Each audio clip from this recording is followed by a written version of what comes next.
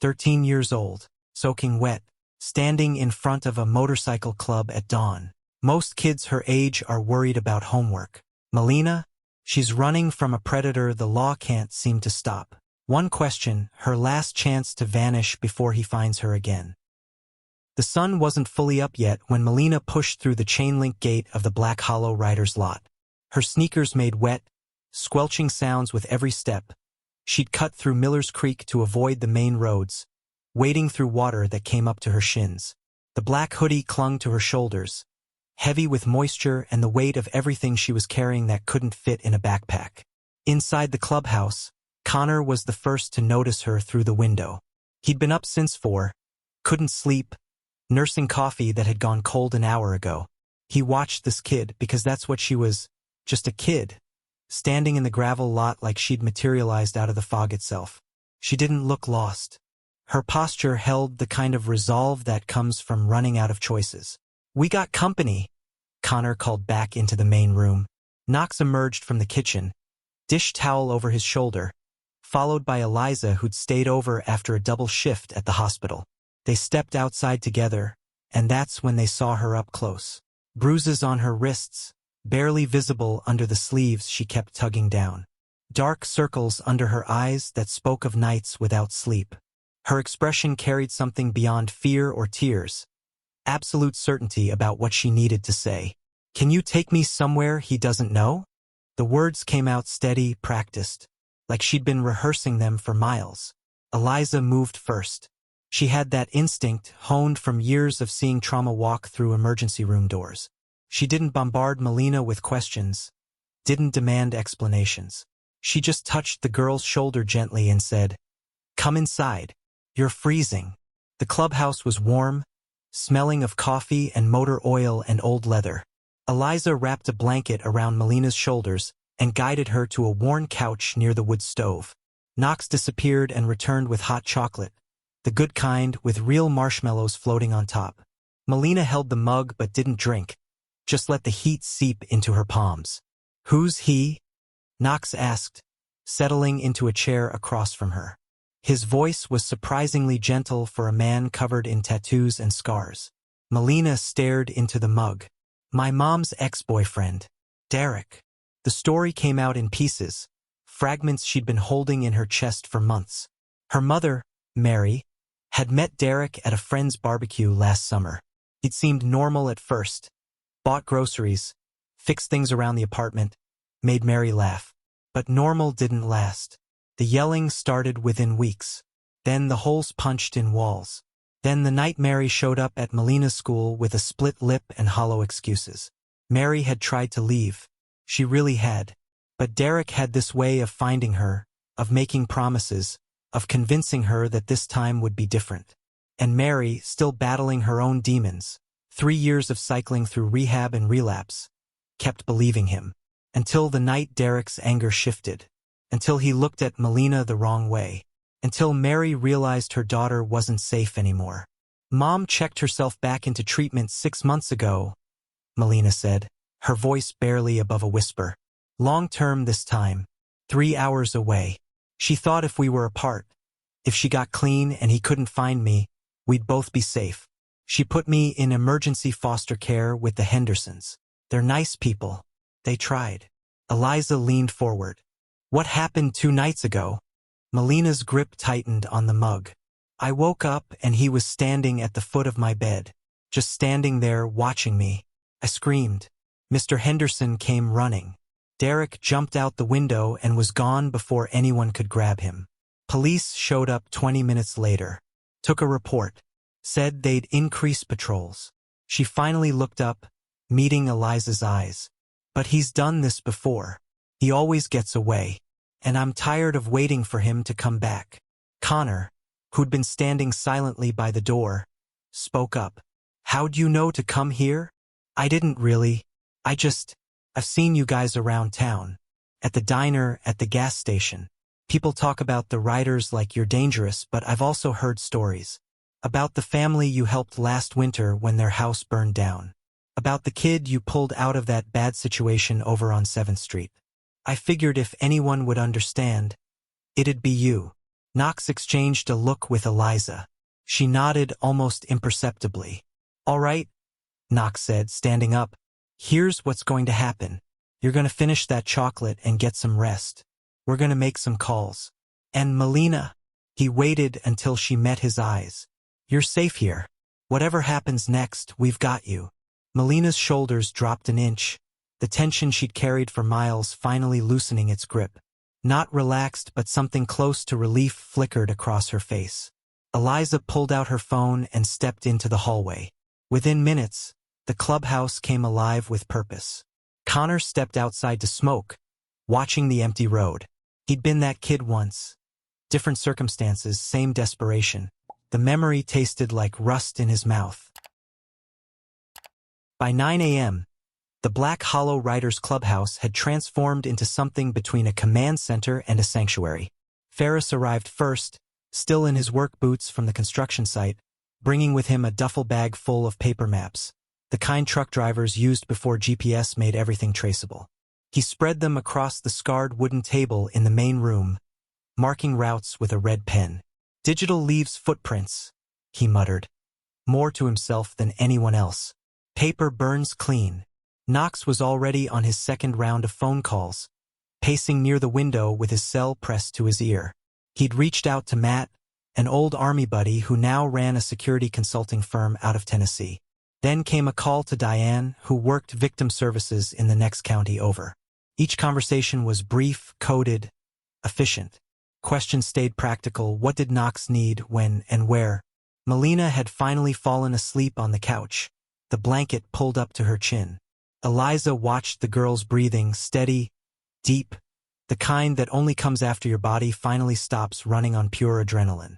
Connor returned from his morning ride, helmet under his arm. No unfamiliar vehicles in a 3-mile radius. Checked the usual spots, rest stops, that abandoned motel on Route 9. Nothing. Good, Knox said, ending his latest call. But we can't assume he's not watching. Guy like this, he's patient. Obsessive. Ferris tapped the map. We need to know more about him. Patterns. Connections. How he keeps slipping through. That's when Eliza spoke up. I've been thinking about that. Malena mentioned the police always show up late. And 2 nights ago, Derek was in and out before they arrived. Like he knew exactly how much time he had. Knox's jaw tightened. You thinking what I'm thinking? Someone's feeding him information. Or at least looking the other way. The room went silent except for the ticking of the old clock on the wall.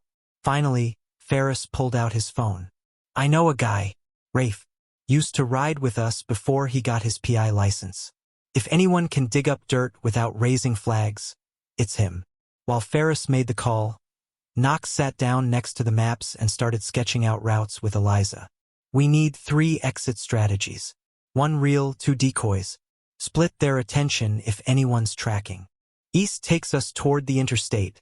Eliza traced a line with her finger. High traffic, easy to blend in, but also cameras everywhere. North goes through farmland, Connor added. Sparse, quiet, but nowhere to hide if someone catches up. West, Ferris said, rejoining them after hanging up. Claire's ranch, my cousin. She's 2 states over, runs a horse rescue in the middle of nowhere. No neighbors for miles. No one asks questions out there.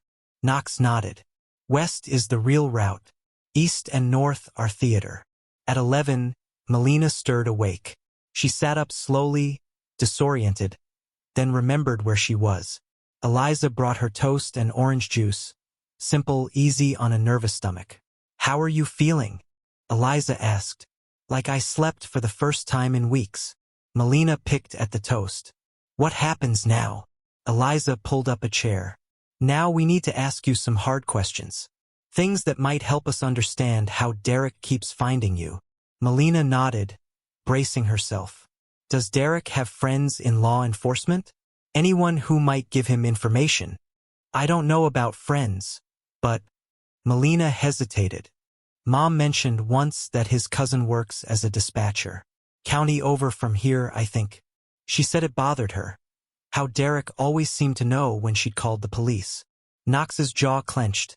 a muscle twitching near his temple. The pieces clicked into place. "What about your mom?" Eliza continued gently. "Does she know you're here?" Malena shook her head. "She's in treatment. They only allow supervised calls once a week. Our next one isn't until Thursday." Eliza glanced at Knox, then back at Malena. "We might need to contact her facility. Let them know what's happening. Your mom deserves to know you're safe, and we need to make sure Derek can't use her to find you." Tears welled up in Malena's eyes, the first real emotion breaking through her carefully maintained composure. She's trying so hard. 90 days sober. "If something happens to me because of him, nothing's going to happen to you," Eliza said firmly. "But your mom needs to be in the loop. Would you be okay with a supervised video call? Just so she can see you're all right?" Malena wiped her eyes with the back of her hand. "Yeah, okay." An hour later, Eliza had arranged it through the treatment facility's counselor. They set up a laptop on the kitchen table, and when Mary's face appeared on screen, the resemblance was striking. Same dark eyes, same sharp cheekbones, though Mary looked older than her 34 years. "Baby," Mary whispered, her voice cracking. "Oh God. Baby, are you hurt?" "I'm okay, Mom. I'm safe. I heard what happened. They told me this morning. I wanted to leave, wanted to come get you, but they said—" Mary pressed her hand to her mouth, composing herself. "They said the best thing I can do is finish this program. Be strong for when you need me." "You are being strong, Mom. 90 days. That's amazing." Mary's eyes filled with tears. "I'm so sorry for bringing him into our lives, for not protecting you, for—" "Mom, stop." Malena's voice was steady now. "Just get better. That's all I need. Get better and stay better." The conversation drifted to safer ground. Mary described the cafe where she hoped to work, asked about the horses Malena would meet, promised to send letters every week. A promise to see each other when it was truly safe. When they finally said goodbye, both of them were crying, but these tears felt different, like rain after a drought instead of a flood. After the call ended, Rafe's name lit up Ferris's phone. "Talk to me," Ferris answered. Whatever Rafe said made Ferris's expression darken. He listened, asked a few questions, then hung up. "Derek's violating probation," Ferris announced to the room. Rafe found evidence of unauthorized firearms, crossing state lines without permission, contact with known felons. Better yet, his ex-wife is willing to testify now. She's been documenting everything for 2 years, just waiting for someone to take her seriously. Knox stood up. "Then we've got leverage. Real leverage. Rafe's taking it to a DA he trusts, someone who won't tip off Derek's dispatcher cousin. If this works, Derek's looking at serious time." Malena listened from the doorway, hardly daring to hope. "How long?" she asked quietly. Ferris met her eyes. "Could be days. Could be weeks. But Malena, this time he won't slip through." Outside, Connor was already preparing his bike for the first decoy run. Inside, Knox was triple-checking the supplies they'd need for the rail journey west. And Eliza was making one more call, to Claire, letting her know a girl who needed sanctuary was coming home. Dawn broke cold and clear on the third day. Inside the clubhouse, everyone moved with quiet efficiency. No wasted words, no hesitation. Malena stood by the window, watching the sky shift from deep purple to pale orange, her new backpack at her feet. Knox had replaced everything inside. Fresh clothes that actually fit, a first aid kit, a prepaid phone with only 3 numbers programmed in, and cash in a waterproof pouch. Connor left first, right at sunrise. A young woman named Jess, someone from the club's extended network, rode behind him wearing Malena's old black hoodie, hood pulled up, posture deliberately similar. They headed east toward the interstate, making sure to stop at the Shell station off exit 47, where the cameras would catch them. Connor even went inside for coffee, giving the security footage a clear shot of his passenger waiting by the bike. 30 minutes later, Knox pulled out in his pickup truck heading north. He'd stuffed a baseball cap with long dark hair, a wig from Eliza's Halloween box, visible through the rear window, positioned just right on the headrest. He drove exactly the speed limit, Stopped at 2 diners along Route 12. Let people see the truck. Anyone tracking Malena's description would have 3 different sightings to chase. The real departure came last. Ferris drove an unmarked gray SUV. Borrowed from Matt. No connection to the club, registration clean and boring. Eliza sat in the passenger seat while Malena lay down in the back under a blanket, hidden from view. They slipped out through the rear access road, the one that dead-ended into farmland before connecting to a county highway barely marked on maps. For the first hour, nobody spoke. Ferris kept checking mirrors, taking random turns, doubling back twice to make sure they were clean. Only when they crossed into the next state did Eliza tell Malena she could sit up. The landscape had changed. Rolling hills gave way to flat farmland, cornfields stretching to the horizon, broken up by weathered barns and silos. Small towns appeared and disappeared, each one a handful of buildings clustered around a grain elevator or a church steeple. "How far?" Malena asked, her voice hoarse from not speaking. 6 more hours if we don't stop much," Ferris answered. "But we're taking the scenic route. Adds time, loses tails." Eliza turned in her seat. "You doing okay back there?" Malena nodded, though her hands were clenched tight in her lap. "Just thinking about Mom, about what happens after." "After is something we figure out when we get there," Eliza said. "Right now, we focus on getting you somewhere safe." Miles passed in comfortable silence, the landscape shifting from one frame to the next like a slow-motion film. Then Eliza started talking, her voice soft but steady. She told Malena about her own story, the marriage that started sweet and turned poisonous, the night she ran with nothing but her purse and the clothes on her back, the shelter that turned her away because they were full. She'd been sleeping in her car in a grocery store parking lot when Knox found her, brought her to the clubhouse, gave her space to breathe and heal. "The writers aren't saints," Eliza said. "Most of them have rap sheets and regrets. But they understand something most people don't, that sometimes the system fails, and when it does, you need people who'll step outside the rules to do what's right." "Why do they do it?" Malena asked. "Help people like me?" Ferris spoke up from the driver's seat. "Because we've all been left behind at some point. Different reasons, different stories, but the feeling's the same. Nobody showed up when we needed them. So now we show up for others." By mid-afternoon, they'd crossed into ranch country. Fences lined both sides of the road, horses and cattle dotting the pastures. The air smelled different here, clean, sharp with pine and grass. Ferris turned onto a gravel road that seemed to go on forever, kicking up dust behind them. Claire's ranch appeared gradually. First a mailbox, then a gate, then buildings emerging from a stand of cottonwood trees. The main house was low and sprawling, painted white with a wraparound porch.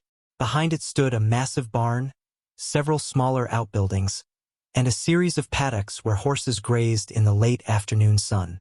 Claire herself came out to meet them, a tall woman in her 50s with sun-weathered skin and silver-streaked hair pulled back in a braid. She didn't ask questions, just pulled Malena into a brief, solid hug that smelled like hay and leather. "You must be exhausted," Claire said.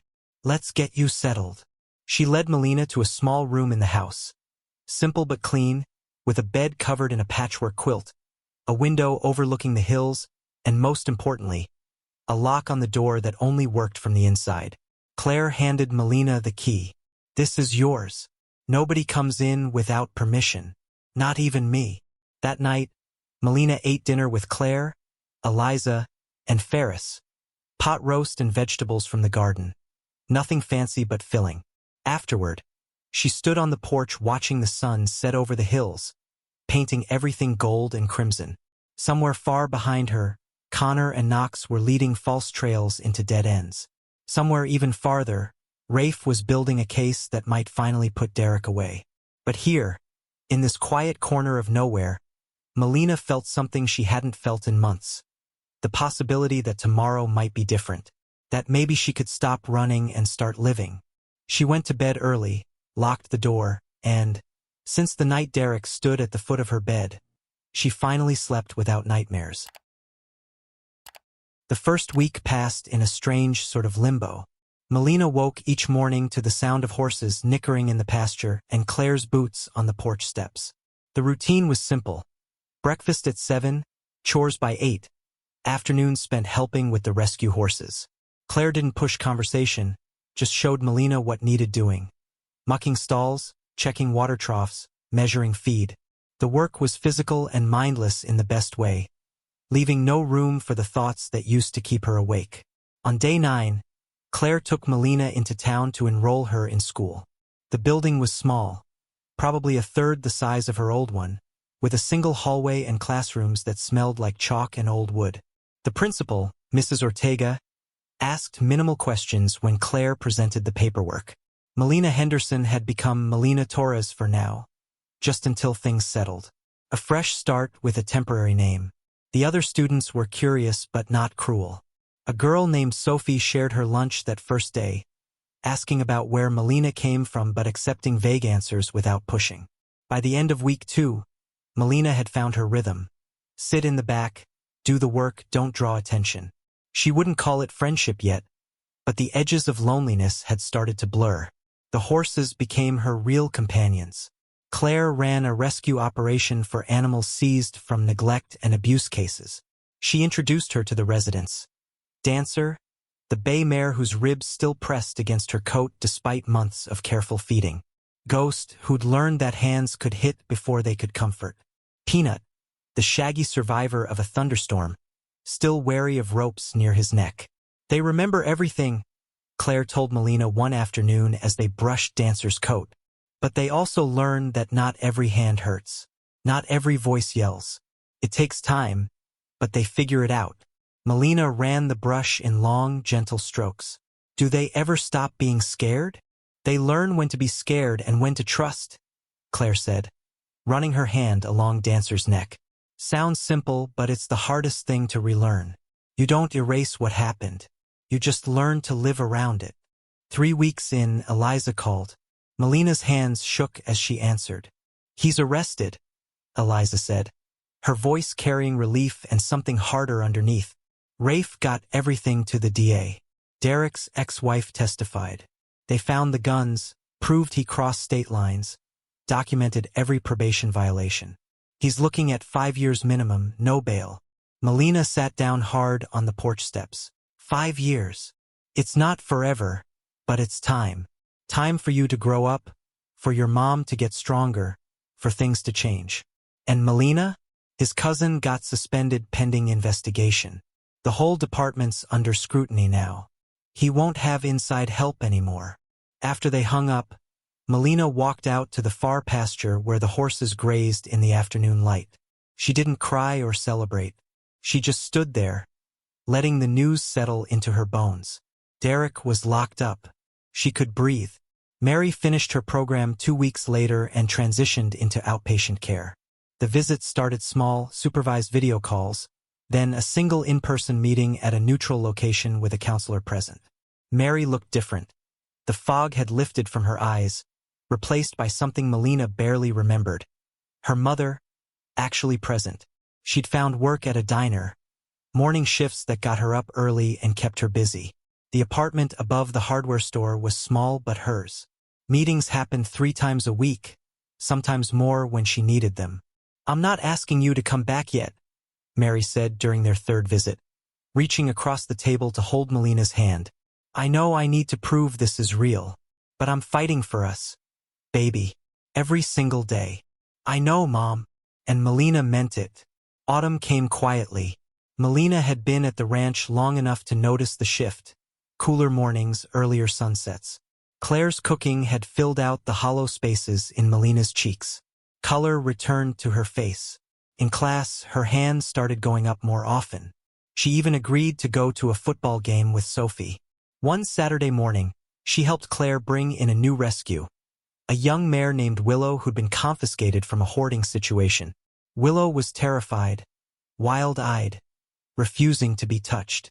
Malena stood outside the stall, talking softly, not approaching, just being present. After an hour, Willow's breathing slowed. After 2, she took a step closer. By evening, she was eating hay from Malena's hand. You're good at this, Claire said, watching from the barn door. I get it, Malena replied. Being scared, not knowing who to trust. That night, Malena pulled out the postcard she'd been carrying in her pocket for weeks.